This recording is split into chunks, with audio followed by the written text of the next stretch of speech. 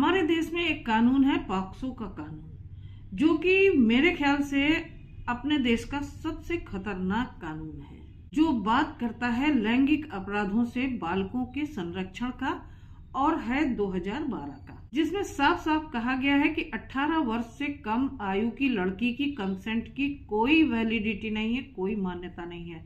उसकी जो कंसेंट है वो उसके माता पिता पर निर्भर करती है। अब ऐसी लड़की जो कि 18 वर्ष से अगर एक दिन भी कम है और किसी लड़के के साथ प्रेम में है या इस तरीके से उसके साथ उसकी रिलेशनशिप है और वो उसके साथ चली जाती है और जो लड़का उसे लेकर गया है तो उसे जेल जाने से कोई रोक नहीं सकता। ऐसे में अगर लड़का भी नाबालिग है तो वो बाल संरक्षण गृह जाएगा और अगर वो बालिग है तो जेल जाएगा। पहले इस एक्ट में नाबालिग की जो आयु थी वो 16 वर्ष थी, लेकिन 2012 में जब निर्भया कांड हुआ तो नाबालिग की श्रेणी में आने वाले बच्चों की उम्र वो 18 वर्ष कर दी गई।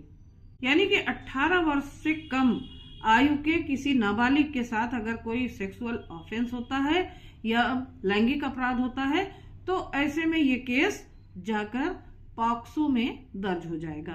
पॉक्सो एक्ट के तहत 18 वर्ष से कम यानी कि एक दिन भी अगर 18 वर्ष से कम है और ऐसी लड़की को कोई लेकर चला जाता है लड़का और उसके साथ सेक्सुअल ऑफेंस भी करता है तो उसे सजा होगी।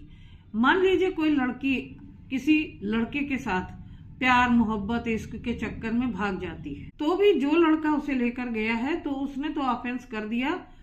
363 आईपीसी का पुराना और नए कानून में 137(2) BNS, जिसमें सीधे सीधे 7 साल की नॉन बेलेबल सजा है। लड़की अपनी मर्जी से जाती है, पुलिस पकड़ लेती है, थाने में ले आती है और जब उससे पूछती है, भले ही लड़की कह रही है कि मैं अपनी मर्जी से गई थी, मैं इससे प्यार करती हूँ, मैं इससे शादी करना चाहती हूँ और मैं इसके साथ ही रहना चाहती हूँ, अगर अलग किया गया तो मैं मर जाऊंगी, फिर भी वो लड़का जेल जाएगा। उसे जेल जाने से कोई नहीं रोक सकता क्योंकि कानून ये कह रहा है यहाँ पर लड़की अवयस्क है, 18 साल से भले ही एक दिन कम हो।